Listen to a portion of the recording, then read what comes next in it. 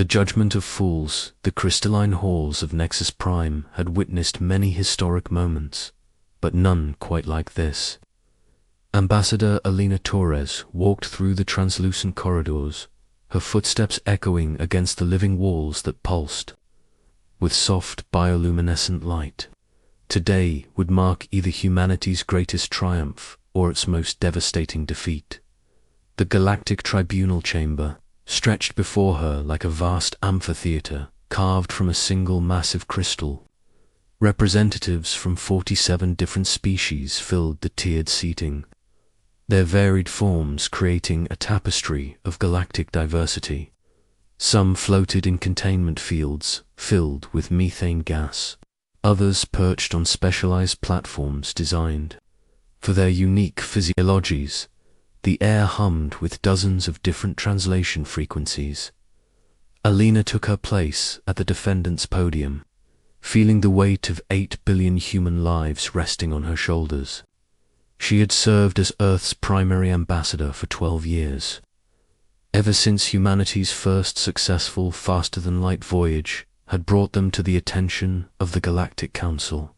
12 years of careful diplomacy, cultural exchange, and patient negotiation had led to this moment. High Arbiter Velta of the Zenthari Empire rose from the central dais. His species resembled crystalline trees, with branches that shifted and reformed as he spoke. The translation device rendered his harmonic tones into crisp English. The tribunal will now hear the final arguments regarding humanity's petition for full membership in the Galactic Council. Alina straightened her shoulders. Humanity had been provisional members for 3 decades, jumping through every bureaucratic hoop, meeting every cultural requirement, proving their worthiness again and again. Today should have been a formality, the final step in a long journey toward full galactic citizenship. But something felt wrong. The atmosphere in the chamber carried an undercurrent of tension that Alina couldn't quite identify. Many of the assembled representatives avoided her gaze, while others watched her with what could only be described as hostility. Counselor Thraxin of the Hegemony was the first to speak against humanity, his massive form resembling a cross. Between a bear and a rhinoceros dominated his section of the chamber. Honored Arbiter, the Hegemony cannot support humanity's admission to full membership. Their species demonstrates concerning levels of aggression and territorial expansion. Elena's jaw tightened. The Hegemony had conquered 12 star systems in the past century alone, but apparently human colonization of uninhabited worlds was somehow more threatening.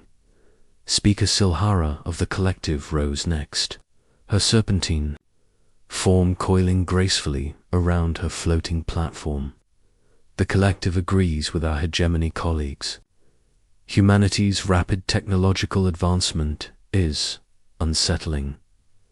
In merely 3 decades, they have achieved innovations that took our species centuries to develop. The accusations continued, each more absurd than the last. The ethereal commune claimed humans were too emotional and unpredictable.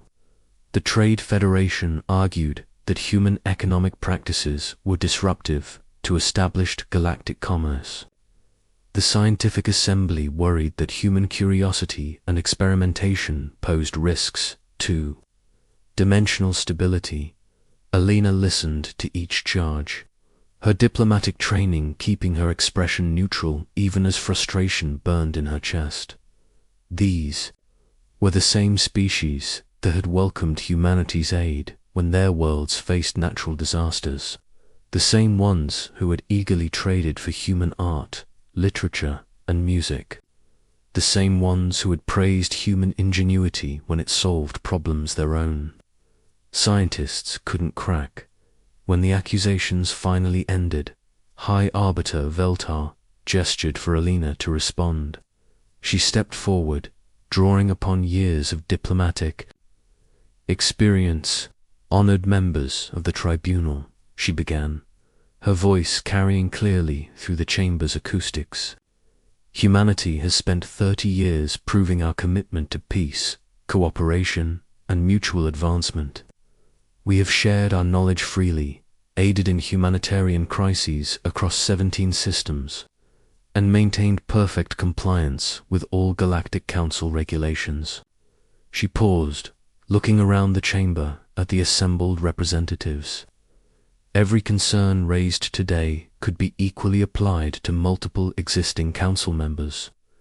The difference is that humanity is new, and therefore convenient to blame for anxieties about change and progress. Her words seemed to hang in the air like a challenge. Several representatives shifted uncomfortably in their seats. We seek not to dominate or disrupt, but to contribute. Human innovation doesn't threaten galactic stability. It offers solutions to problems that have plagued this council for generations. Our emotional nature isn't a weakness, it's the source of our empathy and determination to help others. Alina could see that her words were having some effect. A few representatives nodded slightly, and the hostile atmosphere seemed to soften marginally. She pressed her advantage. Humanity asks only for the chance to stand as equals among the stars, to contribute our unique perspective to the grand symphony of galactic civilization. We have earned this right through 3 decades of unwavering commitment to the values this council claims to represent. She stepped back, her heart pounding. The chamber fell silent, except for the soft harmonics of the translation systems, cycling through various frequencies. High Arbiter Veltar's crystalline form shifted as he prepared to announce the vote. The tribunal will now render its decision. All in favor of granting humanity full membership status. Alina held her breath as the voting displays activated. Red lights began appearing across the chamber, each one representing a species voting against humanity. Her heart sank as more and more red lights illuminated until the pattern became undeniably clear. Not a single green light appeared on the board. The vote was unanimous against humanity, but Veltar wasn't finished. Furthermore, the tribunal has voted to revoke humanity's provisional membership status. All human settlements, outposts, and vessels are hereby ordered to withdraw from Galactic Council territory within 1 standard year. Any human presence remaining after this deadline will be considered an act of aggression. The chamber erupted in a mixture of cheers and uncomfortable murmurs. Alina stood frozen at the podium, unable to process what had just happened. They weren't just being denied membership, they were being expelled entirely, cast out like criminals. Security escorts approached her platform, their energy weapons visible but not yet threatening. Alina gathered what remained of her dignity and walked from the chamber with her head held high. Even as her world crumbled around her, the journey back to Earth felt like a funeral procession. Elena's diplomatic vessel, the US Harmony, carried not just her small staff, but also the hopes and dreams of an entire species. Those hopes now lay shattered like broken glass. She spent the 3-week voyage writing her report, trying to find words to explain the inexplicable. How do you tell 8 billion people that they've been judged unworthy of galactic citizenship? How do you explain that 3 decades of peaceful cooperation meant nothing in the face of fear and prejudice? Earth grew larger in the viewscreen as they approached the Sol system. The blue marble that had given birth to humanity looked somehow smaller now, more fragile. All of human civilization was being compressed back into this single star system. Cut off from the galactic community they had dreamed of joining. The emergency session of the United Earth government convened within hours of Elena's return. The vast assembly hall beneath Geneva buzzed with tense conversation as representatives from every nation and colony gathered to hear the devastating news. President Chen Wei called for order, her usually calm demeanor showing cracks of strain. Ambassador Torres will now present her report on the tribunal proceedings. Alina approached the podium, feeling the weight of history. The Galactic Council has not only denied our petition for full membership, she began, her voice steady despite the magnitude of her words. They have expelled us entirely from all council space. We have 1 year to withdraw all human presence from beyond our solar system. The hall erupted in shocked exclamations and angry shouts. Representatives leaped to their feet, demanding explanations, calling for military action, proposing desperate diplomatic solutions. President Chen's calls for order barely cut through the chaos.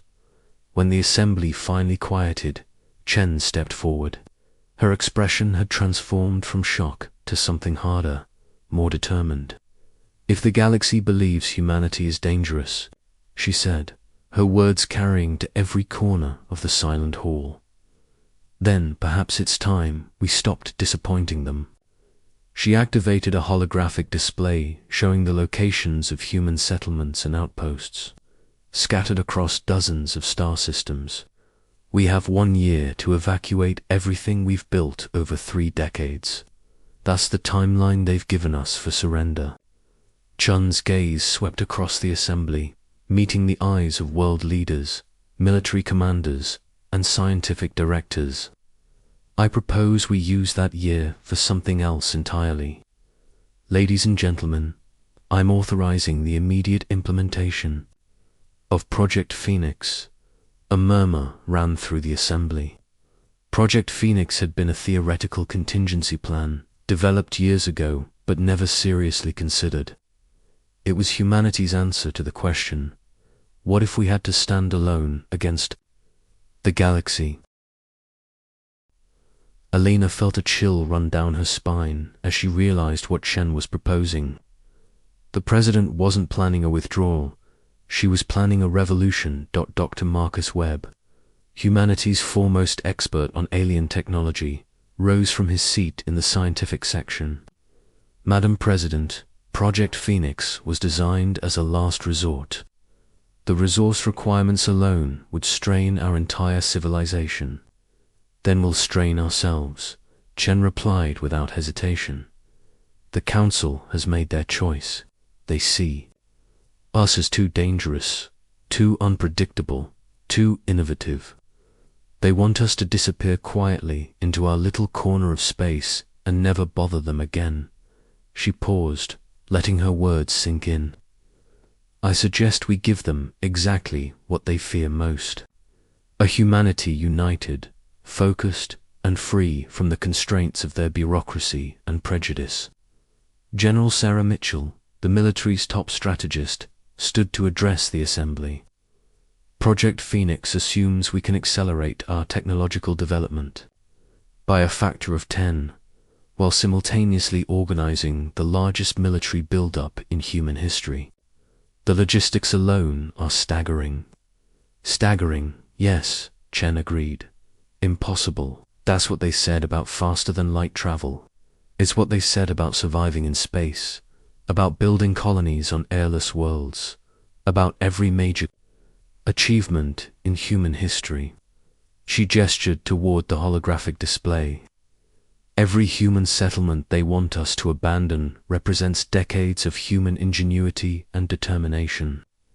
Every outpost they want us to evacuate is proof that humanity belongs among the stars, not cowering in our home system." Alina found herself nodding despite her diplomatic training.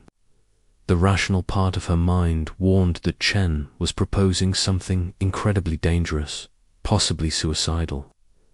But another part, the part that had just endured the humiliation of unanimous rejection, whispered that perhaps it was time to stop asking for permission.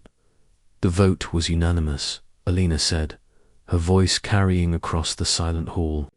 47 different species, representing thousands of worlds and trillions of beings, all agreed that humanity doesn't deserve a place in their galactic community.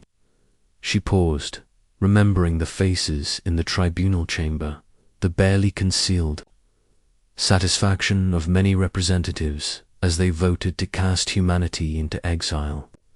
Maybe they're right, she continued. Maybe we don't deserve a place in their community. Maybe we deserve something better. The assembly erupted in applause, the sound echoing off the walls like thunder. Alina saw the transformation happening in real time as shock and despair crystallized into determination and resolve. President Chen raised her hand for silence. The Galactic Council has 1 year to discover what happens when you back humanity into a corner. They wanted us to be dangerous. They wanted us to be unpredictable. Her smile was sharp as a blade. Let's not disappoint them. As the assembly dissolved into working groups and planning committees, Alina remained at the podium, staring at the holographic display of human settlements soon to be abandoned. In 1 year, those lights would either be extinguished forever or burning brighter than ever before. The choice was no longer up to the Galactic Council. It was up to humanity itself. Asterisk, the Phoenix Rises 5 years had passed since the Great Expulsion, as historians would later call it. The galaxy had settled into a comfortable routine without the troublesome humans. Trade routes flowed smoothly. Territorial disputes were resolved through proper bureaucratic channels, and the various species had found new ways to divide up the systems that humanity had once occupied. The Galactic Council rarely spoke of Earth anymore. When they did, it was with the satisfied air of beings who had solved a difficult problem. The humans had withdrawn as ordered, disappearing back into their isolated solar system. Occasional long-range sensors detected activity around Earth, but nothing that seemed threatening or particularly noteworthy. High Arbiter. Veltar was reviewing routine administrative reports when his aide, a nervous Alteran with flutter-wing appendages, burst into his office. Honored Arbiter, we have an urgent communication from the Perimeter Defense Network. Veltar's crystalline form shifted with mild annoyance. The Perimeter Defense Network monitored the outer boundaries of Council space, watching for pirates, rogue planets, and other cosmic hazards. Their reports were typically mundane affairs involving asteroid tracking and minor navigation adjustments.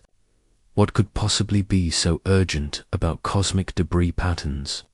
He asked, his harmonic voice carrying undertones of irritation. The aide's wings fluttered frantically. Sir, it's not debris. They're detecting massive fleet movements at the edge of Council space. Ships of unknown design approaching from the direction of the Sol system. For a moment, Veltar's form went completely still. Then his branches snapped into sharp angular configurations that indicated severe alarm. Impossible. Our intelligence confirms that humanity withdrew entirely. They have no capability for large-scale fleet operations. The Perimeter Command is requesting immediate instructions, the aide continued. Admiral Korthax of the Defense Fleet is standing by for orders.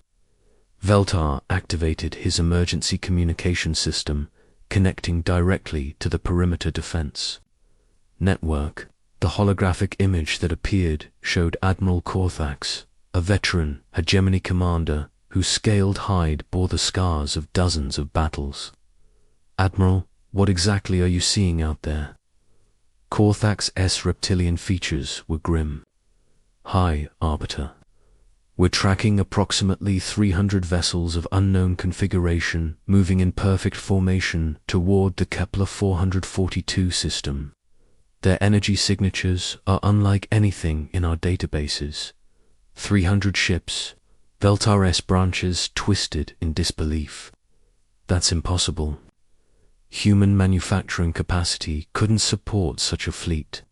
Sir, respectfully, Our data suggests otherwise. These vessels are not only numerous, but technologically advanced. They're maintaining formations that require computational precision. Beyond most council species, Veltar's mind raced through the implications. Could humanity have somehow allied with another galactic power? Were these ships even of human origin? "Put me through to the Galactic Emergency Assembly," he ordered. "Invoke Protocol 7 immediately." Within hours, representatives from across the galaxy were gathering in emergency session. The same chamber that had witnessed humanity's expulsion now buzzed with confused and concerned voices as species tried to understand this unprecedented development. The holographic displays showed real-time sensor data from the perimeter defense network. 3 distinct human fleets were approaching, council space from different vectors, their movements coordinated with military precision. Each fleet consisted of approximately 100 vessels, ranging from massive ships the size of orbital platforms to smaller craft that moved with the fluid grace of fighters. Councillor Thraxin of the Hegemony was the first to break the stunned silence. "This is clearly an act of war. The humans were ordered to remain in their home system. This is a direct violation of the expulsion decree." Speaker Silahara coiled nervously around her platform. "But where did they acquire such a fleet?" "Our intelligence reported that human industrial capacity was focused on internal colonization within their solar system." Dr. Zephyra of the Scientific Assembly accessed her databanks, her insectoid features clicking with rapid calculations. "The energy signatures are partially familiar, but significantly advanced beyond known human technology. It's as if they've made quantum leaps in multiple scientific disciplines simultaneously." High Arbiter Veltar called for order as the arguments grew more heated. "We need information before we can formulate a response. I'm ordering immediate diplomatic contact with the approaching fleets." The communication array activated, sending standard greeting protocols toward the lead human vessel. For several tense minutes, there was no response. Then the main display flickered to life, revealing a face that many in the chamber recognized. Alina Torres appeared on the screen, but she was changed. Gone was the formal diplomatic attire, replaced by a sleek military uniform adorned with insignia that none of the council members recognized. Her expression was calm, but carried an edge of steel that hadn't been there 5 years ago. "Greetings, Galactic Council," she said, her voice carrying clearly through the translation systems. "I am Admiral Alina Torres of the Human Federation Fleet. We're here to discuss new terms." The chamber erupted in shocked exclamations. Torres had been a diplomat, not a military officer. The title Human Federation was entirely new, suggesting political changes beyond anything the Council had anticipated. "Admiral Torres," Veltar managed, his harmonic voice betraying his surprise. "This is highly irregular. Humanity was ordered to withdraw from all Council space. Your presence here constitutes a violation of galactic law." Elena's smile was polite, but carried no warmth. "Hi, Arbiter Veltar. I believe there's been a misunderstanding. We're not here as supplicants seeking membership in your organization. We're here as representatives of a sovereign galactic power, offering terms for coexistence." The audacity of the statement left many representatives speechless. Councillor Thraxin recovered first, his massive form rising to full height. "Sovereign galactic power. You represent a single species confined to one star system." "That was true 5 years ago," Alina replied calmly. "Circumstances have changed considerably since then." The display split to show tactical readouts from across the galaxy. Red markers indicated human fleet positions, not just at the edge of Council space, but throughout previously neutral systems. The scope of the operation was staggering. As you can see, Alina continued, the Human Federation has established a significant presence throughout the galactic rim. Our exploration and colonization efforts have been quite successful during our period of independence. Dr. Zafara's clicking intensified as she processed the data. This is impossible. These systems were uninhabited when we last surveyed them. How did you establish colonies without our knowledge? Elena's expression remained neutral. The galaxy is a large place, Dr. Zafara. There are many worlds that the Council never bothered to claim or survey. Humanity has been busy making friends among the species you chose to ignore. Another display activated, showing representatives from dozens of species that most Council members barely recognized. These were the minor civilizations, the ones considered too primitive or insignificant for Council membership. Yet here they were, standing alongside humanity in what was clearly a formal alliance. Speaker Silhara's serpentine form coiled tighter. What do you want from us? The same thing we wanted 5 years ago, Alina replied. Recognition, respect, and the right to exist freely among the stars. The difference is that now we're in a position to ensure these rights are protected. High Arbiter Veltar felt the weight of the situation settling around him like a heavy blanket. You're proposing to divide the galaxy between two competing powers. I'm proposing nothing of the sort, Alina said firmly. The Human Federation has no interest in conquest or domination. However, we also have no interest in accepting second-class status or arbitrary restrictions on our movements. She gestured. And new data appeared on the displays. Trade agreements, scientific exchanges, and cultural partnerships between humanity and their new allies. The scope of the Human Federation's activities was breathtaking. We've spent 5 years building something better than what the Council offered us. A community based on mutual respect and shared advancement rather than bureaucratic hierarchy.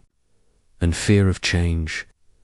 General Sarah Mitchell appeared beside Alina on the screen, her military bearing unmistakable. The Human Federation extends an offer of peaceful coexistence to all Council species. Those who wish to join our alliance are welcome. Those who prefer their current arrangements are free to continue as they are. Councillor Thraxin's anger boiled over. This is intolerable. You were cast out for being too dangerous, and now you prove our point by returning with a military fleet. Elena's calm finally cracked slightly, revealing the steel beneath.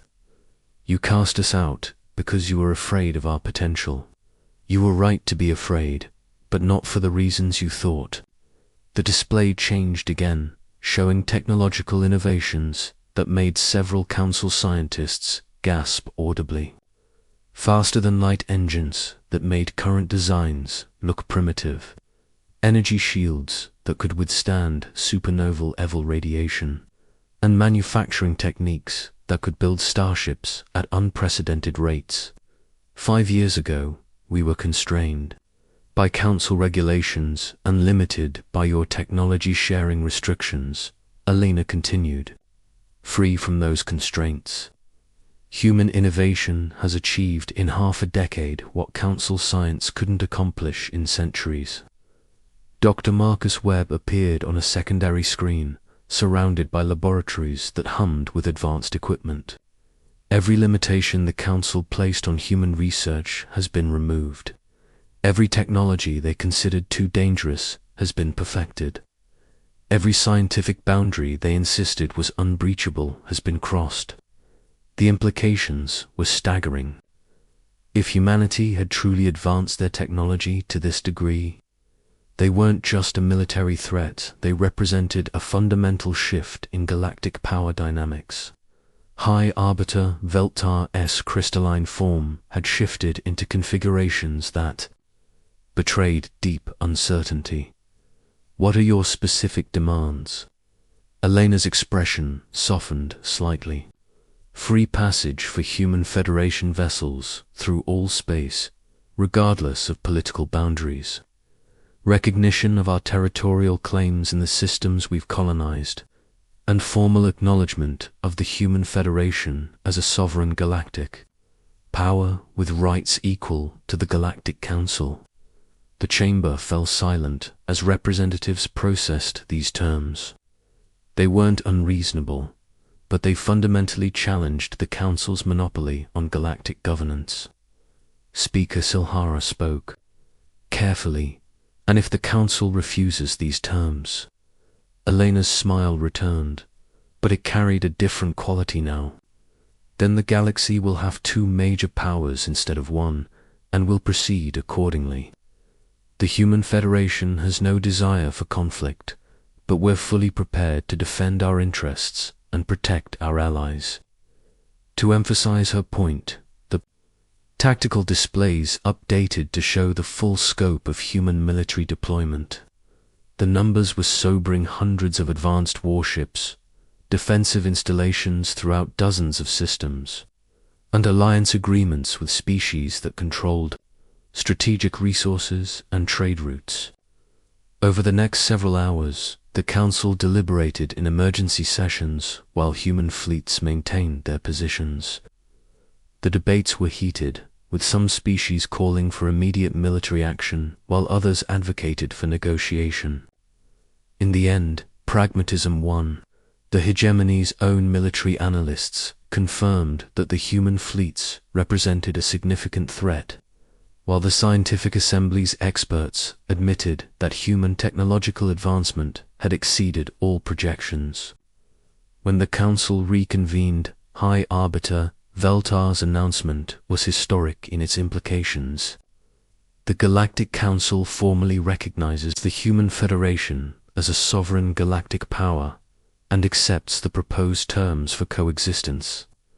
Elena's smile was genuine for the first time in the conversation. "Thank you, High Arbiter. I believe this marks the beginning of a new and prosperous era for all galactic civilization." As the communication ended and the human fleets began withdrawing to their new territorial boundaries, representatives throughout the chamber struggled to comprehend what had just occurred. In 5 years, humanity had transformed from expelled supplicants to galactic power brokers. Elena Torres remained on the bridge of her flagship as the fleet moved toward Human Federation space. Through the viewscreen, she could see the stars that had once represented humanity's dreams of acceptance. Those dreams had died in the tribunal chamber 5 years ago, but from their ashes had risen something far greater. The galaxy had rejected humanity for being too dangerous, too unpredictable, too innovative. They had been right on all counts, but they had failed to understand what those qualities truly meant. In trying to contain humanity, they had set it free to become something beyond their comprehension. Now, as Elena watched the first trade ships from minor species requesting to join the Human Federation, she realized that the Council had done humanity the greatest favor possible. They had forced humans to stop asking for permission and start taking what they deserved. The stars stretched endlessly before them, and for the first time in human history, they truly belonged to everyone willing to reach for them. The Phoenix had risen, and its flight would reshape the galaxy forever.